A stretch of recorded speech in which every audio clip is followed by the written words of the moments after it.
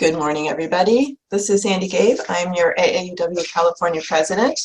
Are you ready to be amazed, inspired, and in some cases, maybe mystified? That's what this morning holds. It's a rare opportunity that we get to see the direct results of our investments, and today is an exception. Today, you have the opportunity to see your AAUW fund dollars at work with our fellows and grant recipients. You'll hear how the award that they received has impacted their lives and their ability to pursue their passions. I'm pleased to introduce Karen Vanderwerpen.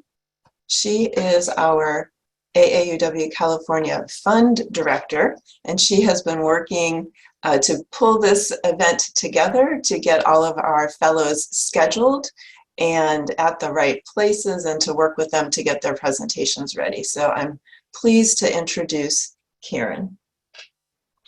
Thank you, Sandy. I am the chair of the AAUW Fund Committee. I'm a dual member of the Del Mar Leucadia and the Carlsbad Oceanside branches, and I'm also the chair of the San Diego IBC. You'll see on the screen it mentions Katrina's son Breese. We're going to introduce her and have her talk to us later in the session. I have one more person I want to recognize here. We have an office manager, Jesica Barrett, and she's the California office manager based in Sacramento. She handles the day-to-day member calls and supports the state directors with their various projects. So, welcome to the AAUW Fund event. Today, we have 8 fellows and grantees studying in California who will share the nuggets of their fascinating studies. You will see what and who your AAUW dollars support. This year, AAUW California has 40 of the 320 national recipients. So we have over 12%. There are 5 types of funding. The American funds, these fellowships, these are women pursuing full-time studies to complete dissertations, doctoral research or research for publication. There are 6 career development grants. These are women pursuing a degree to enhance their careers in STEM fields. There are 3 community action grants, innovative programs that promote equity among women and girls. We have 12 international fellows. These women pursue a full-time graduate study in the US, but are not permanent residents. And we have 3 selected professional grants. These women are pursuing full-time study in a master's or professional degree, often in STEM. These exceptional recipients are pursuing academic work and leading innovative community projects to empower women. Previous honorees include astronauts, humanitarians, Supreme Court justices, Nobel laureates, all pioneering women who have changed the world. Your generous donations enable these gifted women to use their intellectual powers for the good of humanity. We will now hear from our first fellowship today. This is Nadeeka Karunaratne, and she has an American fellowship studying at the University of California in Los Angeles. Karina's work addresses campus sexual and relationship violence through the experiences of minoritized survivors, centering on the students' healing. Prior to pursuing her PhD, she served as a violence prevention educator and University Cultural Center program coordinator. She facilitates trauma healing yoga programs on college campuses and in the larger community. Please welcome Nadeeka. Hi, good morning, everyone. As mentioned, my name is Nadeeka Karunaratne. My pronouns are she, hers. Thank you all so much for being here this morning and for your support of this work. So as was mentioned, my dissertation research focuses on women of color students' responses to their experiences of dating violence during college. Before I begin, I actually wanted us to invite us to take a moment to bring awareness of our breath. So as you settle into your space this morning, I invite you to take one intentional inhale here, and then a soothing exhale. So while we're in this space of presence, I wanted to honor the land that I reside on, Tovangar, which is now known as West Los Angeles. This land is the home and unceded territory of the Tongva, Gabrielino, and Quiche peoples. And this theft of land from indigenous peoples was in part carried out by white settlers' use of sexual violence, which brings me to the context of interpersonal violence that I describe on the next slide. So when white colonizers arrived to the land now known as the US, they used sexual violence against indigenous communities as a tool of conquest and genocide. Additionally, white enslavers used sexual violence to terrorize and control enslaved Africans to further exploit their labor. This history influences the current context of interpersonal violence, including the rates and dimensions of this violence in communities of color. And this brings me to my problem statement for my study on the next slide. So, despite this history and how it influences our current context, many dating violence researchers and practitioners in higher education approach this issue from a race-evasive and often power-neutral lens. Additionally, campus dating violence has been shown to have detrimental impacts on college students' mental health, their physical health, academic performance, their sense of themselves, and their relationships. And all of these in turn can lead to decreased retention in higher education. Yet existing campus interpersonal violence research and practice focus heavily on sexual assault, the needs and experiences of white students, and quantitative measures of victimization and perpetration risk, instead of exploring and understanding survivors' healing. So in this work, I center women of color because through analyzing the experiences of women of color, I can illuminate the intertwined role of white supremacy, patriarchy, and other forms of oppression operating in the lives of those who have experienced dating violence, with the goal of eradicating interpersonal violence in higher education for all students. So this also brings me to my theoretical framework on the next slide, which is intersectionality. Intersectionality, created by Black feminist scholar activists, can be used as an analytical tool to highlight how systems of oppression are interlocking and interdependent, and thus create unique lived experiences for those with multiple marginalized identities, like women of color. So intersectionality also guides my research questions on the next slide. And in this study, I want to note that women of color includes transgender and cisgender women and femme individuals from a variety of racial backgrounds. So my first research question asks, what are students' responses to dating violence, namely their help-seeking, disclosure, and healing? And then second, how do women of color students' experiences with surviving dating violence influence their academic experiences, their social experiences, and their sense of self? And then finally, how do students' intersecting identities and experiences with oppression shape these responses and influence, again, these academic, social lives, and sense of selves? So on the next slide, I discuss briefly my use of a critical qualitative methodology that calls for research in the service of social justice and transformation. I also aim to center my methodology in healing. I hope that participation in this research opens up possibilities for healing through my use of trauma-informed care frameworks. So I interviewed 35 undergraduate women of color who experienced dating violence in a past relationship in college from 3 different institutions. Participants engaged in 2 virtual semi-structured interviews and a photo elicitation method where I invited students to generate or present existing photographs related to their healing. So some participants brought photos of nature, their families, nourishing activities like journaling, making art. So through the support of this dissertation fellowship, I'm currently engaging in data analysis using a thematic analysis approach, and I'll be writing the findings this year and graduating in June. So finally, the significance and implications of the study on the next slide. Overall, the study aims to reimagine the dominant approach to studying campus dating violence by centering women of color, by deconstructing intersecting structures of oppression and centering healing, and believe that healing is transformational, that it can change people's lives and trajectories, both individuals and whole communities. So thank you so much for all of your time and support. I look forward to questions later.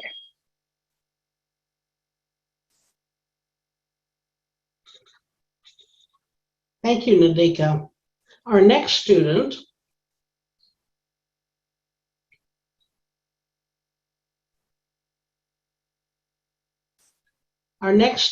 is Jesica Fernández. She is an American fellow studying at Santa Clara University. She, as a multiple disciplinary scholar, Jesica engages feminist research to support the well-being of youth, student activists, and Latinx immigrant women within community organizing. As a teacher, scholar, activist, she is committed to achieving tenure and becoming a published author grounded in a feminist liberation. Please welcome Jesica. Thank you very much, and good morning to all who are joining us near and far. My name is Jesica Fernández, and I'm actually currently an assistant professor in the Ethnic Studies Department at Santa Clara University, and I'm here to share with you a little bit about my American Fellowship Research Scholarship that is grounded on archiving the trajectories of women of color student activisms at a Jesuit university here in the Silicon Valley, which is located at Santa Clara University, that stands on the land that rightfully belongs to the Ohlone and Muwekma Ohlone people, where I am an uninvited occupant working to decolonize my relationship to land, place, and the academy as well. My American Fellowship involved archiving and documenting the trajectories of women of color student activisms at a particular institution in the Silicon Valley. And it's grounded in the work that many women have already engaged in throughout the years. And that involves women being on the front lines of liberation struggles, of efforts for justice, for rights, and for liberation, movements that we are currently seeing unfold, not just here in the United States, but that we are also seeing internationally and transnationally, as we're seeing with women in Iran in this particular context and moment. And so my research is really anchored in understanding these movements.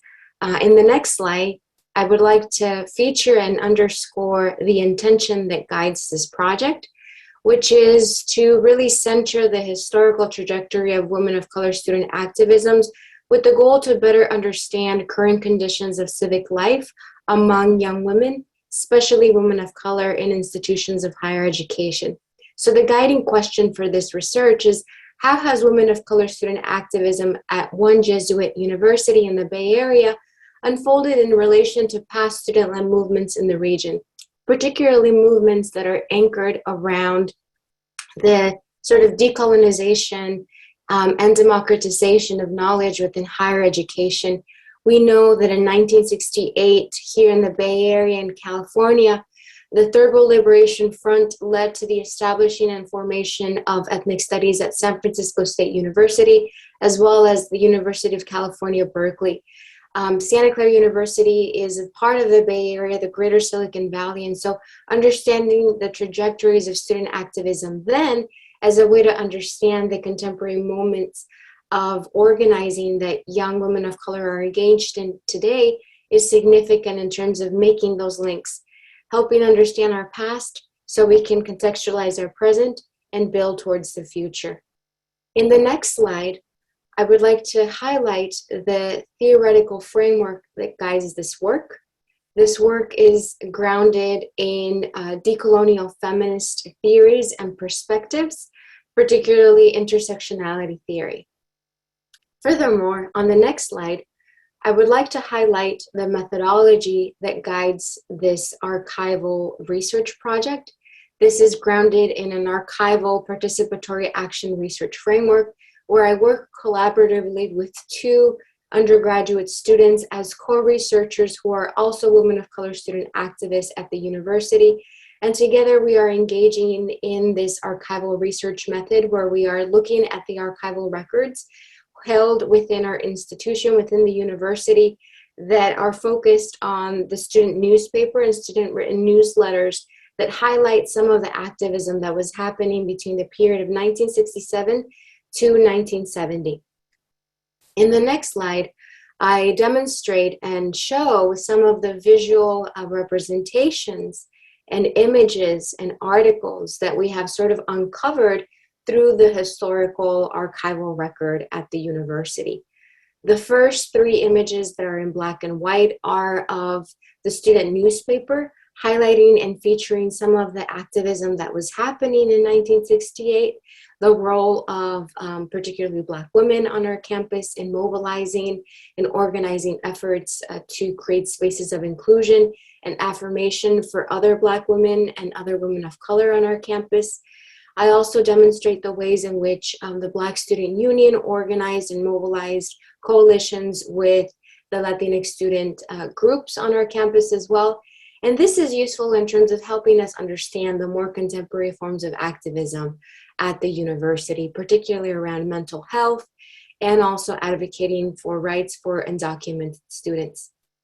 And in the last two slides, specifically in the next slide, I would like to share some closing remarks, one of them being that this is an ongoing project that I hope to develop and expand upon. And I look forward to co-author publications with the student activists who are collaborating on this project. Thank you very much.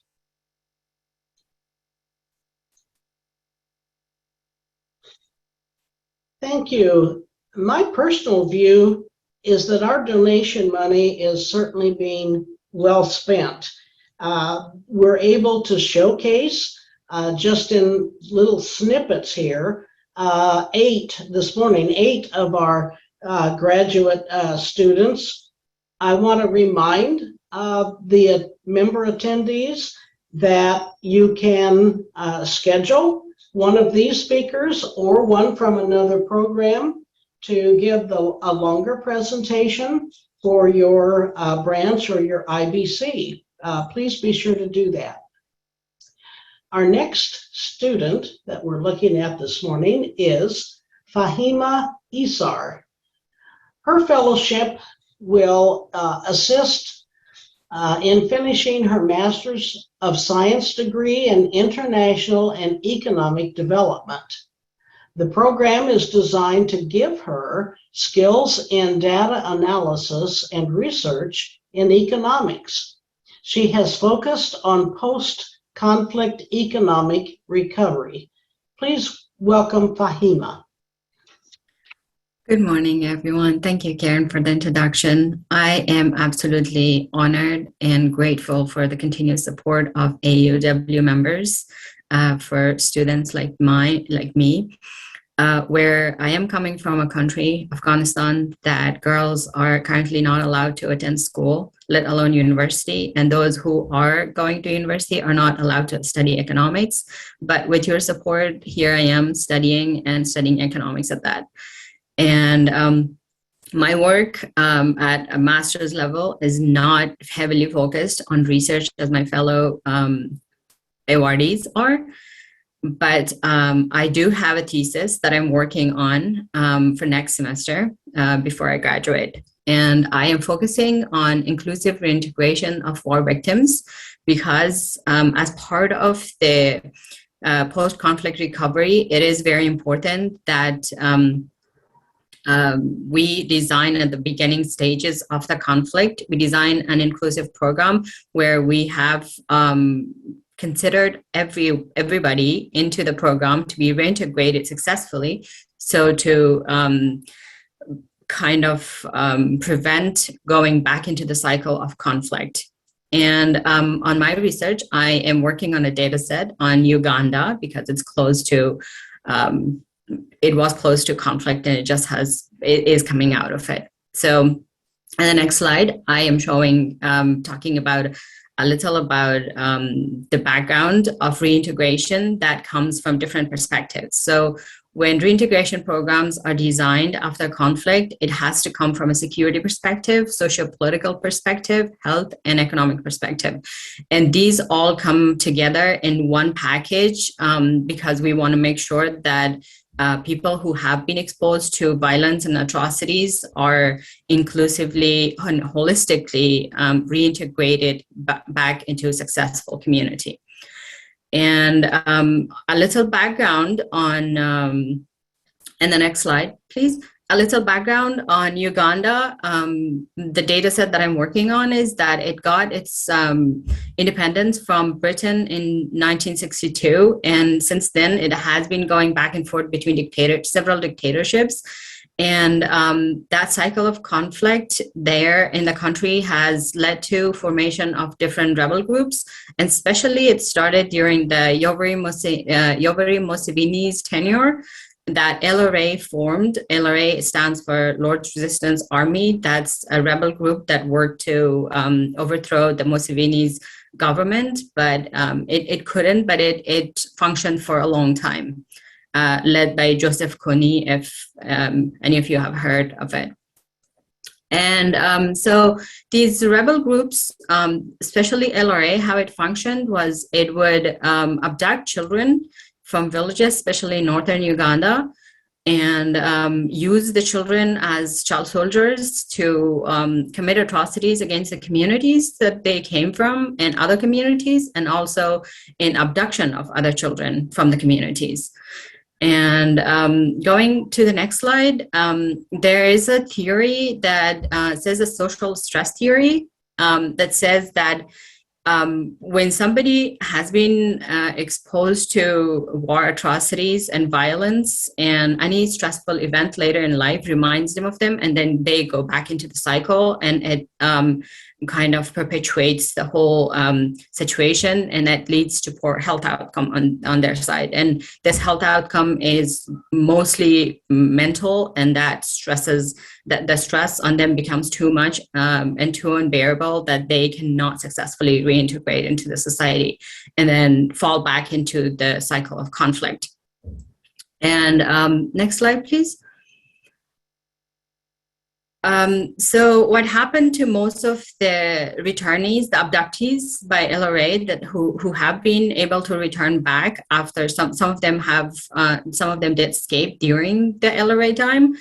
Some of them were saved later. Some of them returned back after the after LRA dismantled around 2008. And so there have been programs by the government implemented to reintegrate them, but the communities who saw these kids commit atrocities, killing villagers, burning houses, cutting limbs of other people, or abducting other people's children, or forcing people to give them food and supplies so the camp could go on and sustain itself. Those communities have very strong negative emotions against these abductees when they have returned, and they refuse to give the returnees any job or social inclusion. And this keeps going on. It leads to more stress on the returnees' side, and then it keeps going around because when they are stressed, they act violently, and the community think and say, see, we were right that these people are not to be given a chance in the community. And so it keeps perpetuating and going back to the first cycle, and it does not allow the country to successfully get out of the conflict zone. So in my research, in the next slide, what I am focusing on is that I want to find out the relationship and if there is any significance between how different exposure, the time that these abductees were exposed to war. Some of them were exposed in 3 years, 4 years, 5 years, 10 years, and how young they were exposed to war. Some were abducted when they were 8 years old, some were abducted when they were 18, some were when they're 35, some were with 20. So different age ranges. And I want to find out if there is a significant relationship between how long they were exposed to war, or how young or old they were exposed to war, and how that has affected their mental health, and how successfully we can design programs to bring them back into a successful, peaceful, harmonious society. And this is relevant to my situation back in my country, because people have been exposed to war in different times and at different ages, and to come out of conflict and successfully design reintegration programs at the beginning, right after the conflict, is to know all the details of how to design programs to make it more inclusive for these people. And that is what I'm focusing on. And I am grateful for your continuous support. Thank you. I could not have done it without AUW support.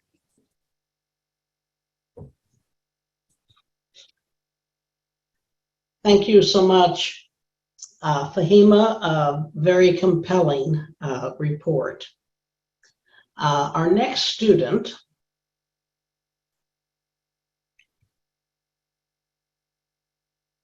is a PhD candidate, Patricia Martín. She has an American fellowship from the University of California, Los Angeles. She's doing higher education and organizational change, college recruiting, and college access. I'll have to say, this is a very fascinating and spot-on current topic that she's doing. In her research, she explores inequities in college marketing and digital advertising, and ways to remedy these harmful practices to create pathways to college for underrepresented students, particularly for girls and women of color. Patricia? Thank you so much for the introduction. My name is Patricia Martín, she, her, ella pronouns. I wanted to start off by again extending my gratitude to AAUW members for this opportunity and support in completing my dissertation. Like my colleagues, I want to acknowledge the land that I occupy, Yokuts. I'm currently in Bakersfield, California, but they're the traditional land takers of part of the Central Valley. And then I wanted to start off by setting the context of my study and scholarship that informs it.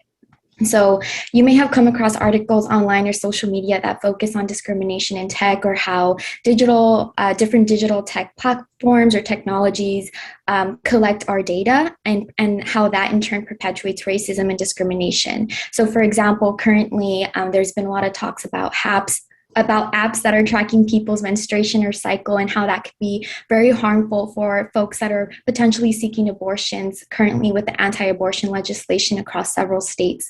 And that's just one example, right? What these pieces in journalism or scholarship argue is that algorithmic bias is impacting communities of color, women, the poor, and other marginalized communities. And it appears that algorithms are some abstract concept, right, like a self-run computer. But the reality is that they perpetuate racism and discrimination in both how they are created, right? Typically, folks that create these algorithms, engineers, are less diverse in terms of race, ethnicity, gender, sexuality, and so on. And also in the ways that they are fed behavioral data. So in other words, data that comes from consumers that perpetuate systems of oppression, for example, racism, anti-Blackness, misogyny, etc. And while this information is incredibly helpful for us, it's also really hard to interrogate how these algorithms work, because by design, there's a proprietary interest to keep them a secret. And so in the context of my study, I work with high school students who are interested in and in the process of applying to or searching for colleges, and are using digital platforms such as search engines, social media, websites, etc. And essentially my goal is to understand how students engage with digital advertisements that they receive as they are searching for and or applying to college. In the next slide, I discuss a little bit more about the purpose of my study. And so in the context of higher education, like everyday consumers, student data is collected by their online behavior or the digital profiles and or college vendors like College Board or ACT that sell this information to consultancy firms and or colleges and universities that are interested in recruiting prospective students. And so through these processes is how the recruiting process begins. And that's essentially what I want to understand the process. And in the next slide, I discuss what is guiding my research questions. So largely I focus in 3 areas. So first, like how are digital technologies used to target and monitor high school students in the San Joaquin Valley. So the San Joaquin Valley makes up the southern region of the Central Valley. So in California, the Central Valley extends all the way up to Redding, California, down to Bakersfield. And also just the messages that these advertisements convey. How do they differ across platforms? How do they differ across student identities? And just how students make sense of the advertisements that they receive and how, if at all, that informs their college decisions. And in the next slide, I discuss some of the conceptual frameworks that are guiding the design and application of my study. So this idea of classification systems is a process for classifying individuals in very precise and detailed ways for neoliberal imperatives. So if, for example, if we think about a credit score, right, whether we like our score or not, it's very important in several decisions we make, whether it's applying for a loan, applying for an apartment, buying a car, getting a home, etc. And so these have really serious implications for our lives and how it structures our lives. And so this process of grouping people using different data points is something that we see in marketing as well, called segmentation. So companies that are interested in selling their products are seeking particular customers that they want to advertise to and get to purchase their products or whatever that may be. At the same time, there's critical digital media scholars that argue that while companies may claim that they want to better serve certain particular communities, they could be causing more harm than good. So sociologist Tracy McMillan-Cottom talks about in predatory inclusion, specifically in the context of higher education, where it may appear that for-profit colleges are increasing access to Black people, Black women specifically, but they're doing it at their expense, as we know, the very low retention rates and exorbitant debt students end up with. And so these scholarships on how consumers are segmented and targeted in very specific ways for a specific purpose guides the design of my study in both how certain populations are hypervisible or invisible in specific contexts. In the next slide, I discuss my design a bit more. So I use a hybrid critical digital ethnographic approach. I engage in semi-structured interviews with 10 high school students. I also engage with them for an extended period of time with participant observations and their college search behaviors. And they're also critical co-creators, my students in my study, because they assist me in collecting advertisements that they receive through screenshots, screen recordings, emails, etc. And so I wouldn't be able to do this without them. And lastly, I conduct focus groups with students so that this is a space where they share, reflect, and make sense of the information that they're obtaining. And in the next slide, I discuss the significance of my study. So this study is exploratory in nature, and I'm hopeful that students are able to learn to be more critical of the information that they obtain. But at the same time, students, young people are very intelligent, and we can learn so much from the way that they're critical, conscious consumers. Lastly, I think it's very important that we interrogate how these advertising practices could further exacerbate college access for marginalized communities. And I think colleges should be critical and thoughtful in the way that they engage with these communities. Thank you so much.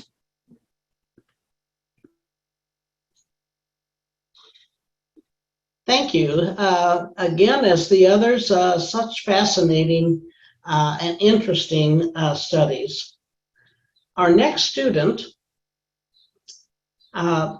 this project is a STEM project. We have many members who are critically involved in Tech Trek and STEM programs, and this one certainly qualifies this. This is Estelle Reyes. She has a career development grant, Los Angeles Clean Tech Incubator. The Los Angeles Clean Tech Incubators It's also called LACY, is the acronym for it. It's a middle school girls in STEM program. It aims to spark middle school girls, particularly those from underrepresented groups and in disadvantaged communities. They learn more about sustainability challenges. They become problem solvers. LACY's Middle School Girls program inspires girls through hands-on prototype development to address real-world problems, community engagement, and ultimately solutions for global change. Estelle? Thank you so much, Karen, and good morning, everyone. Thank you and the AAUW community for your generous support. As Karen mentioned, we are grateful to be recipients of the Career Development Grant, and I'll be sharing more about a program we've launched focused on gender equity, our Middle School Girls in STEM program. I am the Senior Vice President for Enhancing Community at the Los Angeles Clean Tech Incubator, or LACY, a nonprofit organization focused on building an inclusive green economy. And here you'll see a little bit more about what we do. So you'll see here in the middle, we have 3 strategies. Unlocking Innovation, which is focused on incubating our clean tech startups, providing coaching, tailored curriculum, access to potential funding, access to potential pilots to help our companies grow. So essentially all of the elements of a traditional business incubator. But what I think distinguishes LACY are the other 2 strategies, including market transformation.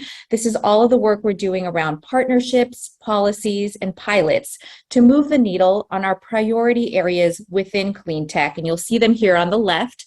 There are zero emissions transportation, clean energy, and smart and sustainable cities. And then finally, my team, Enhancing Community, is focused on creating pathways for historically marginalized communities to join the green economy. We intentionally recruit underrepresented founders into our suite of programs, which is what ultimately inspired our Middle School Girls in STEM. Our overall goal, you'll see here on the right, is to have a holistic impact: environmental, social, and economic. In the next slide, I wanted to start off with some background on what inspired us to launch our Middle School Girls in STEM program. According to Connecting Women Leaders in Technology, women continue to be vastly underrepresented in the global technology workforce for a number of reasons, including tech leaders and role models are largely male. It's perceived as a male-dominated field. There's a lack of work-life balance, and educational institutions don't necessarily encourage girls to pursue tech careers. So in the next slide, as part of LACY's focus on DEI and our work towards gender equity, we launched our Middle School Girls in STEM program in 2020, focused on building out a pipeline for future women innovators in the STEM and sustainability space. And here you can see a snapshot on the timeline of how our program works. Each fall, we partner with local middle schools and train their teachers to implement our program after school. We engage the girls in a design challenge, provide them with prototype kits, and pair them with mentors to support their ideation. Previous program designs have been aligned with LACY clean tech focus areas, including cleaning solar panels. And this year, our current design is actually focused on having our girls design an electric school bus, replacing their traditional LAUSD diesel school buses. At the conclusion of the program, the girls participate in a demo day where they showcase their prototypes and learn about additional opportunities to engage in STEM and sustainability programming. Here you'll see a photo of our demo day from last year and a quote from one of our graduates: "I learned it is possible for anyone from anywhere, no matter who they are, to become an engineer in STEM." Next slide, please. We intentionally recruit school partners through the following criteria. The schools must be located in a disadvantaged community in the city of Los Angeles. At least 51% of the students must qualify for free or reduced lunch, and the majority of the students must be underrepresented in tech and sustainability. You'll see here on the map, Lacey is located in downtown Los Angeles, and we're currently partnered with 3 schools: Hollenbeck Middle School in Boyle Heights, Edwin Markham Middle School in Watts, and Vox Collegiate in South LA. Next slide, please. Our school demographics are as follows. In addition to being 100% girls, 92% of our students are low income and 99% are Black and Latinx. In the next slide, we highlight our outcomes. So each year, the girls complete pre and post surveys where we measure any knowledge gains or attitudinal changes as a result of the program. So key outcomes included 85% of our participants demonstrated an increase in knowledge around climate change and an increased familiarity with clean technology. 90% of participants agree that they can become a STEM professional one day. And finally, 100% of the girls built critical 21st century skills such as design thinking, prototype development, and sustained research. I included some quotes from our girls, and it was part of their post surveys, including the one in green on the bottom. I learned new things in how I can create something that changes the world. And finally, I'll close with this photo here. This is a snapshot of our girls from Hollenbeck Middle School showcasing their electric school bus designs with LA Mayor Garcetti and London Mayor Khan. We would love the opportunity to share more and connect with any of you who are interested. Thanks so much.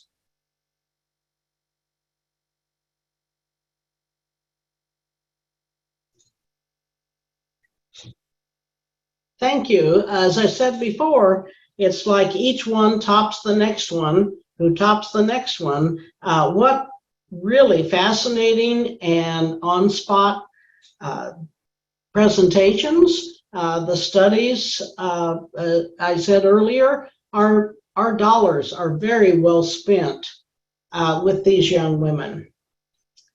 Our next participant this morning is Laiza Faria. She is an international fellowship. She's with the University of Southern California in oceanography. Laiza works with marine microbiology and the environmental processes involved. Her new work on Antarctic microbial communities investigates how they respond to time and environmental changes.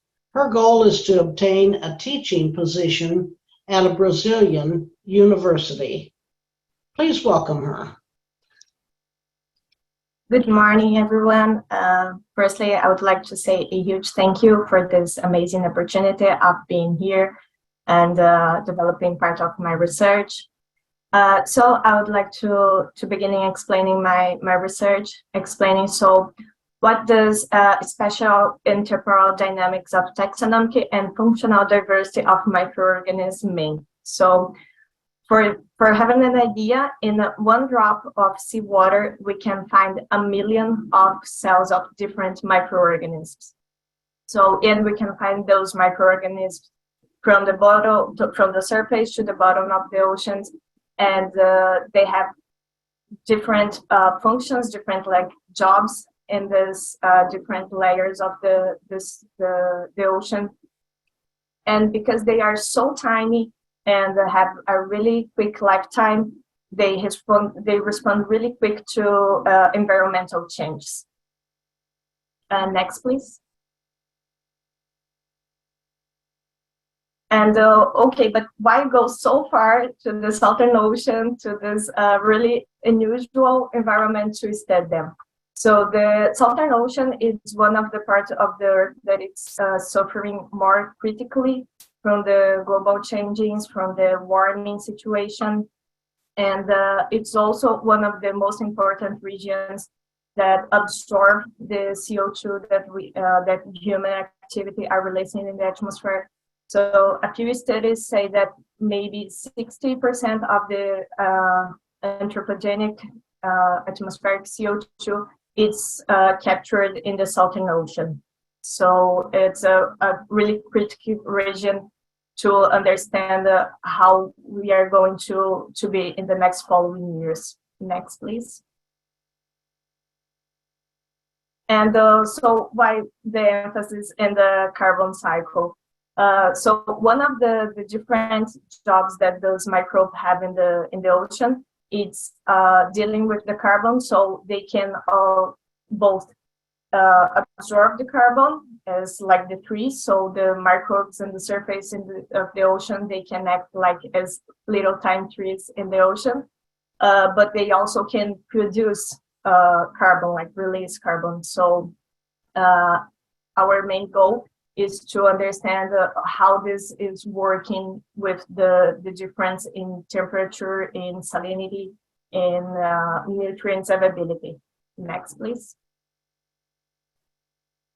So how we are going to study this? We use genetic tools. So we went to Antarctica and we collected samples from 2013 to 2019. And during those years, we can already see difference in increasing temperature for surface waters and also melting the ice, which also affected the nutrient availability. And then we take the water and we filter this water, and then we sequence the DNA that is in the water. And with that, we can say what is in there, what microbes are in those regions.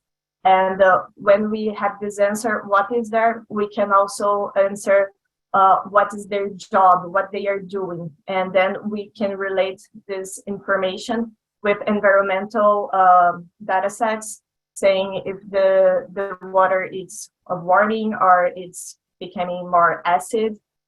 And with that, we can answer questions like, if the water is warming and we have a change in the microbial community, and what does it mean for the carbon cycle, what it's going to be for their jobs. So they are going to absorb more carbon, or they are going to release more carbon. Next, please. And finally, why it's important to study that. What is the main purpose of studying that? So we don't know yet exactly how they work. We know really little about their physiology and everything.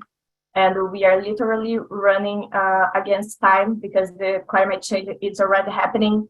And we need to understand how all this community works, how those process works, and then we can act better. We can have like better decisions for what is going to be a protected area or what it can be like a explored area and everything. Next, please.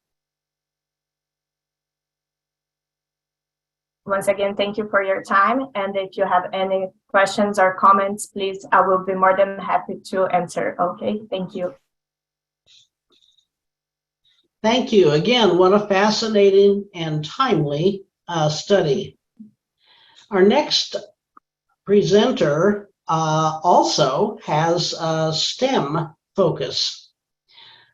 This is Kara Ward. She has a community action grant, Empower Her, Empowering Women Through High School Engagement in STEM Research. She's at the University of California, Irvine, studying in the School of Physical Sciences. Empower Her will provide a pathway for broadening access and increasing STEM engagement with the students identifying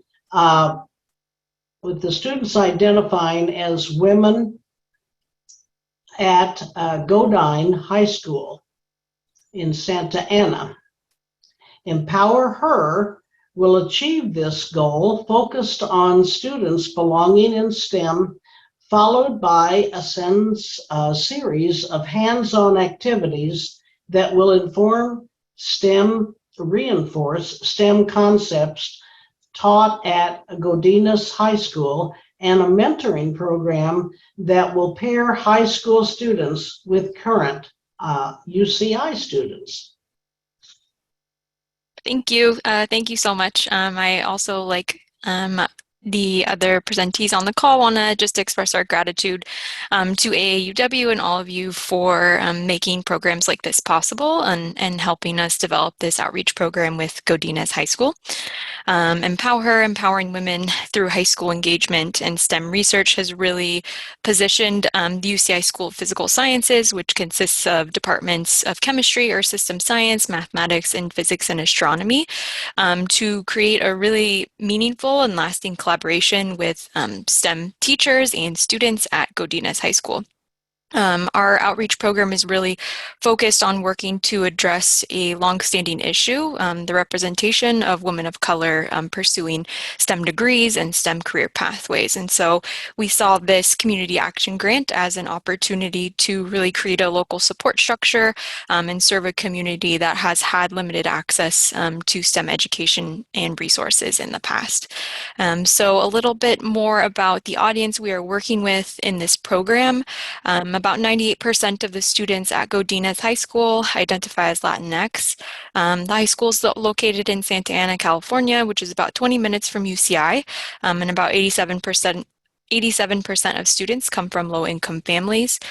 Despite many barriers that these students confront, they are very high achieving. And so we hope that this program will really encourage young women to see themselves going to college, knowing that they're more than capable of pursuing a STEM pathway, a STEM degree, and that they have a place here. And so I will talk about the goals and outcomes of the program on the next slide. So our main goal is to create a pathway to broaden access and increase engagement of an underserved population of high school students and high school women in STEM. And so to do this, our program takes a three-pronged approach. The first is an in-person conference that we just hosted actually 2 weeks ago at UCI. There were many breakout sessions focused on exploring STEM majors, career pathways, exploring what imposter phenomenon is, and increasing community and sense of belonging for these students. The second component is a mentoring program that will match the high school students with a UCI undergrad or grad student who's pursuing a STEM degree, and a series of hands-on activities where our mentors and faculty will be able to go into the classroom and facilitate demonstrations and experiments focused on particular areas of STEM research with this cohort of students. And so on the next slide, I'll introduce the program schedule for the year. So this just kind of gives you an idea of what is happening over the next academic year. We just hosted the conference on October 8th, which I'll talk about shortly, but high schoolers will be matched by the end of this month with their mentor, and they'll begin meeting virtually in November. And then come January and every other month, we will be going into the classrooms and meeting with this cohort of women at the high school. And so our intention is to be able to really gather data from this pilot program to be able to scale this up in the coming years and engage hopefully additional schools and underrepresented students in the area who don't have as much access to STEM resources. Next slide. So on October 8th, we had our first Empower Her conference at UCI. It brought 53 women from Godinez High School. Again, they went through various breakout sessions. They got the chance to explore a chemistry lab as well as a theoretical physics lab. And this was also a really great way to introduce many of our undergrad and grad students to the importance of outreach and engaging in outreach. And many of them actually led the breakout sessions and were really able to create spaces where students felt comfortable to ask questions and really make the most out of their time at UCI. And it was really impactful to see many of our UCI students sharing similar identities as those in Godinez High School. And so being able to connect in that way and really seeing themselves in these UCI students was really impactful. Next slide. So following the conference, we distributed a survey to learn more about the students' experience, which we're still gathering.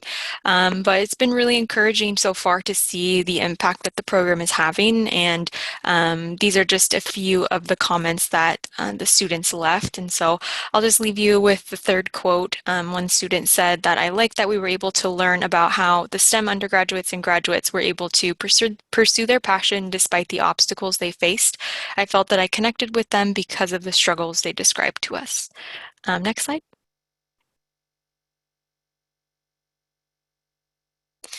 So these are just some of the photos from our conference on October 8th. And I'll just say thank you so much. We are really excited to see how this program will continue to develop and grow, and the positive impact it will make on women in STEM at Godinez High School and hopefully other high schools in the future. Thank you.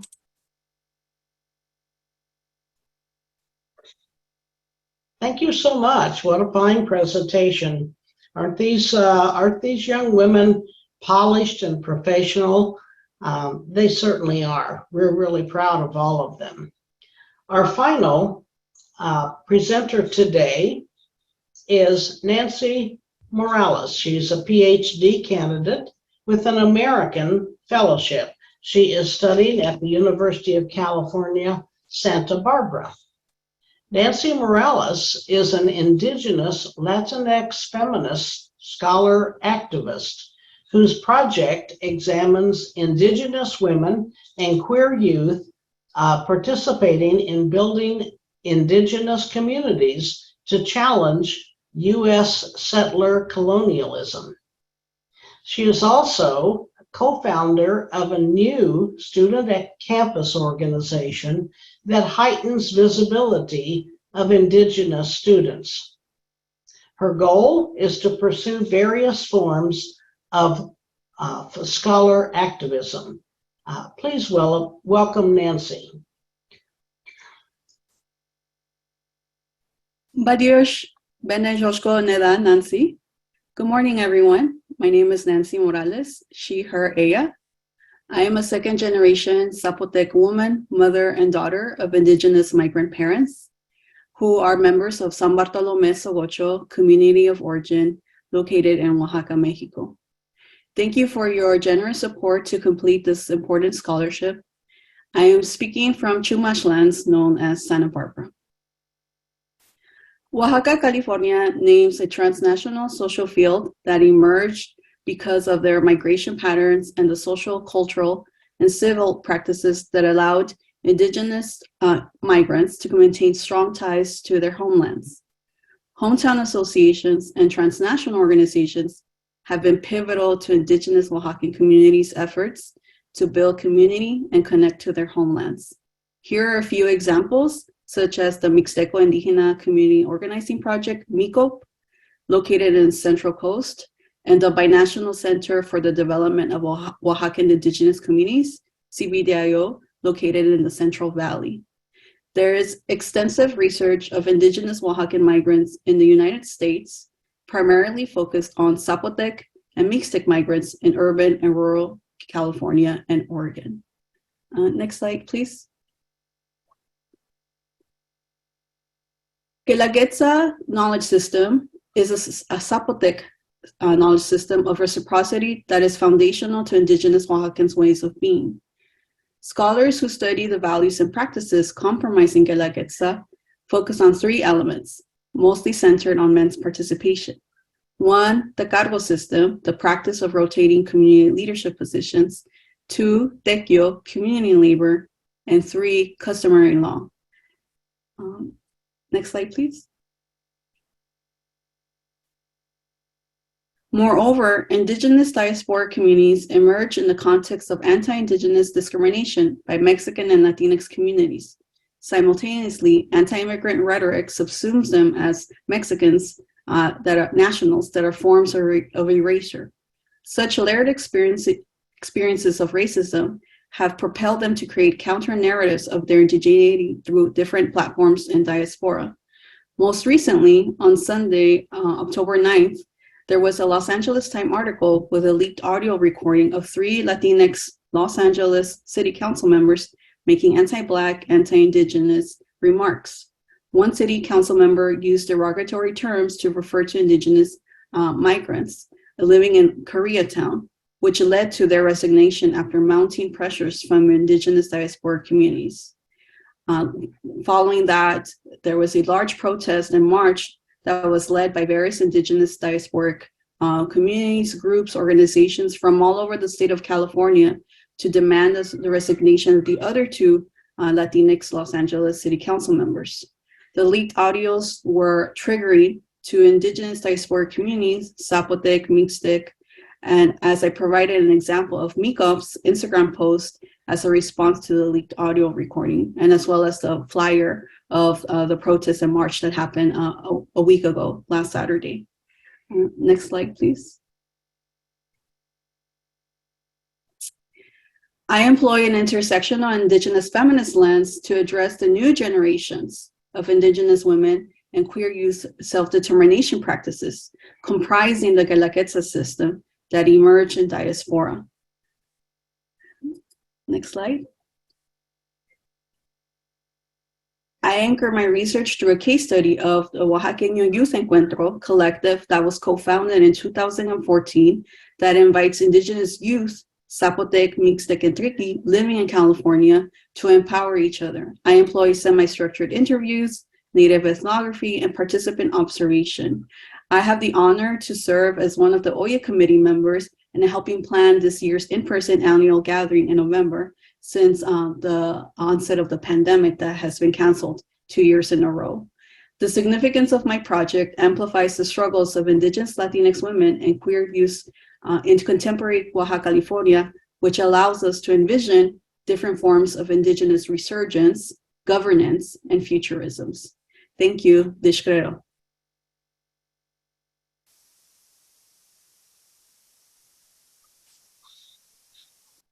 Well, this is a very fine way to spend a Saturday morning. I want to point out that we've now had 8 appetizers, and I know AAUW members is that you're thinking about lunch already, especially with all these wonderful advertisers.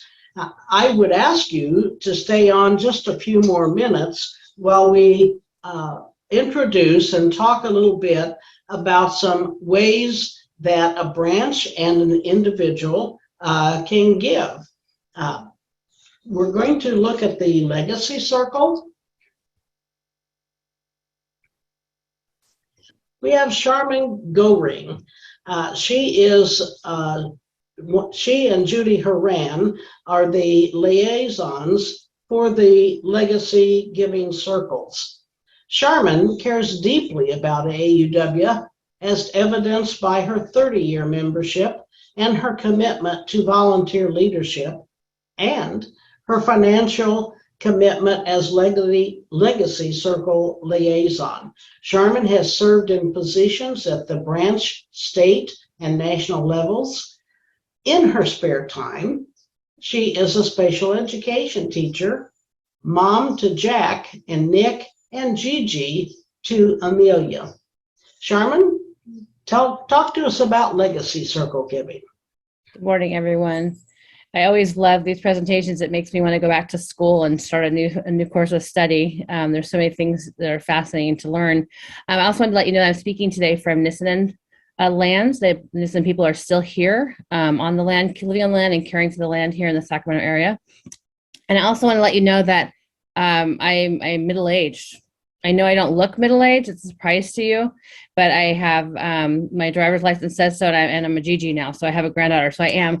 But I've been starting to look at my legacy and how I'm going to be leaving this earth. And a couple of years ago, right before COVID-19 became part of our daily language, I bought a sports car. Midlife crisis, but that's not really going to sustain me in the future and let people know who I was and what I stood for. And so I'm very grateful for my work with the Legacy Circle to help me with that. After 30 years of meetings and conventions and phone calls and more meetings and serving on boards and Zoom meetings, this organization means a great deal to me. And our mission of equity for all, I look around our world, as I know that all of you are, and the work of our foremothers, the work that they laid in terms of equity for women is being eroded across the nation, across the world. And so our mission and our organization is still extremely relevant and will be for the future. So one way I do that is I belong to the Legacy Circle, which means very simply that I have designated AAUW as a beneficiary on one of a 401k that I have. It was very simple. I just changed you can go on the computer.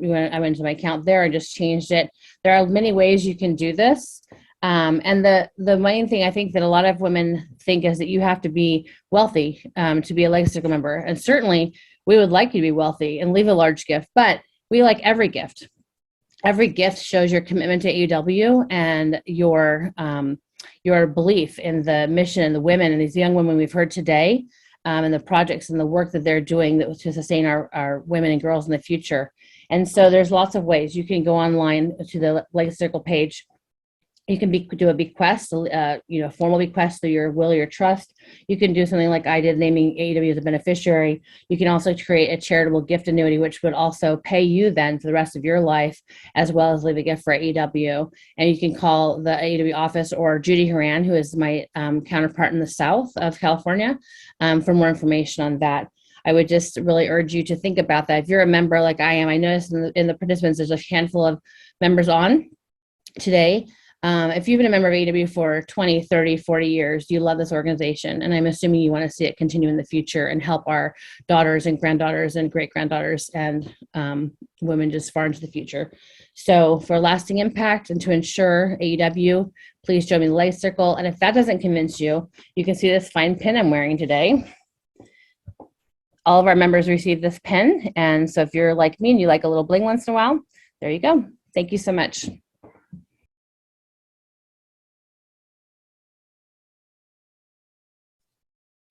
Thank you, Charmen.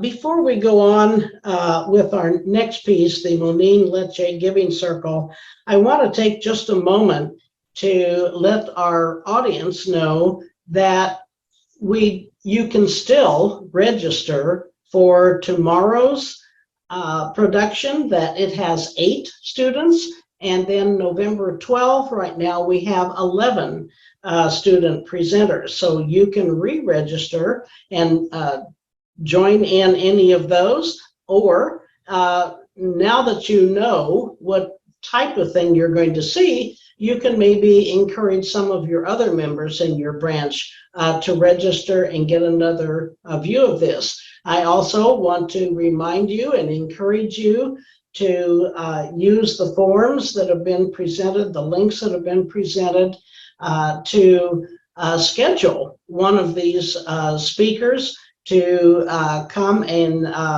virtually, primarily. Some can be in person, but to come and give a longer presentation. They can give 30 minutes or more with plenty of Q&A.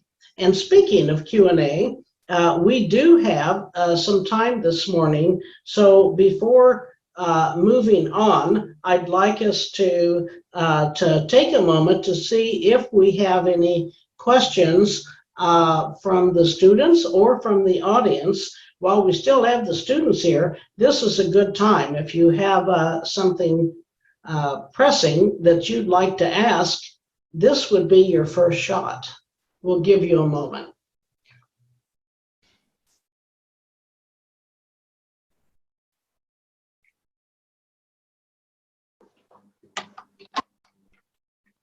Well, we'll keep an eye on the questions. It's not your only shot. Obviously, you can ask a question of us at any time, and we can work towards getting you to the right person who can answer it. All right, our next presentation is a video presentation by our very own Sharon Schuster. Sharon has held many leadership roles in AAUW and other organizations. Most notably, she served as president of AAUW, the Educational Foundation, and the Legal Advocacy Foundation before these 3 corporations were merged. She continues to support AAUW by leading the Meenen Lecce Giving Circle.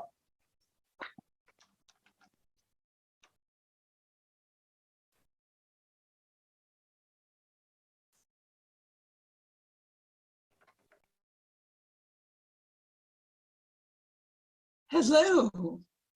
You may not have heard of the Meenen Lecce Giving Circle, a unique way to give to AUW projects. Meenen Lecce was the epitome of an AUW volunteer and giver, always going beyond what was asked to contribute in both time and money. for AUW. 25 years ago, we formed a giving circle to commit to funding projects within AUW that might not have happened without our support. We funded the printing and distribution of a number of research reports, such as Crossing the Line about sexual harassment in schools, Solving the Equation, the variables for women's success in engineering and computing, and Deeper in Debt, Women and Student Loans. Note that we are still working on these issues and many others that have been on AUW's agenda for many years. We funded community action grants in California when R&P funds ran out, and we have funded Get Out the Vote campaigns. Our commitment is always to projects funded with current funds rather than endowed funds. We choose the projects we want our contributions to enhance. Our individual commitment is to contribute at least $300 a year. That's if we've been giving at what we call the chocolate club level already. If a member has not been giving at that level, we ask for $500 for the first year and then to raise it to $1,000 in 2 years. Those that make such a commitment then become a member of the Giving Circle and participate in the decision-making about new projects. But anyone can make a contribution to the Giving Circle in any amount by noting that they wish their contribution to go to fund number 8229. We are currently in the process of working out the details of our next project, and you can be part of that decision. Contact me for more information, or if you have questions about the Meenen Lecce Giving Circle. Thank you. We give a nice shout out to Sharon for getting this done. A couple of additional slides as we wrap up, and this will be especially headed for we have a lot of new fund directors and new members to AUW who may not know all of our background.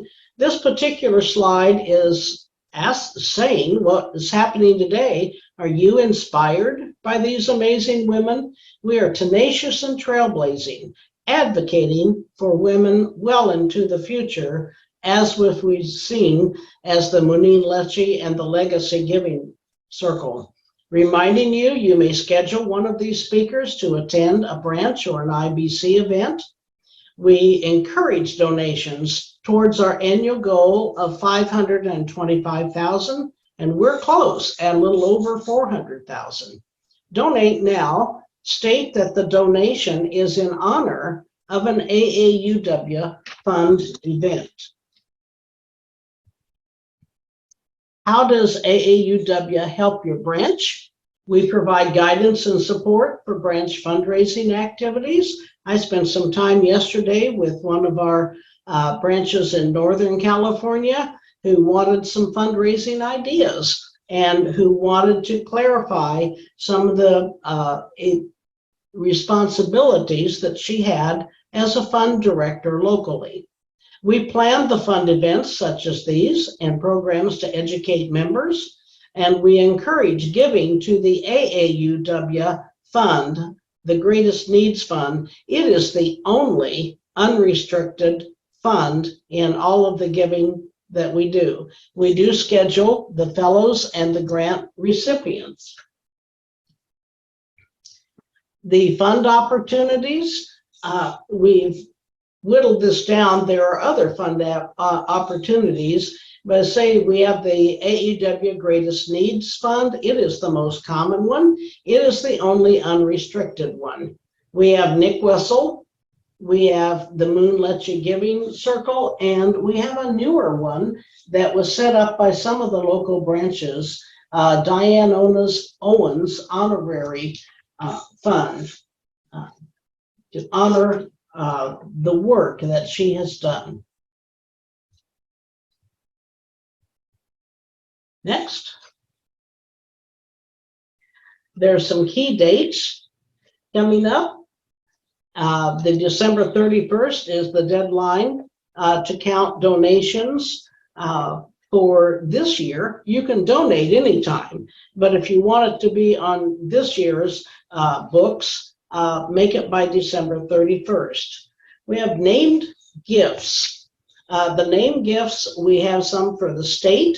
That's by February 1st and March 1st for the branch named gifts. Every year, AAUW California Fund Committee honors AAUW California members who have done outstanding work in supporting the programs and goals of AAUW Fund and/or AAUW California. For branches, a named gift is a special way to pay tribute to an individual, a group, or an organization giving extraordinary service to AAUW. Your branches can nominate a named gift honoree for each $750 contributed by a branch or branch members on or before December 31st. The state named gift is given to an AAUW member who's done outstanding work to promote programs and goals of AAUW California. Next. The success of this event was a team effort. I chaired the committee, but we had Judy Haran, Charmen Goehring, Deanna Author, Elizabeth Bathgate, Jan Cook, and Sharon Westifer working diligently starting in July to make this event happen. The AAUW Communications Committee, Randa Blanding, Julika Barrett, Don Johnson, Linda Slater, and many others pulled together to make sure that this is a smooth and productive event. And we have to send a shout out again to our president and leader, Sandy Gabe. Thank you for attending this event.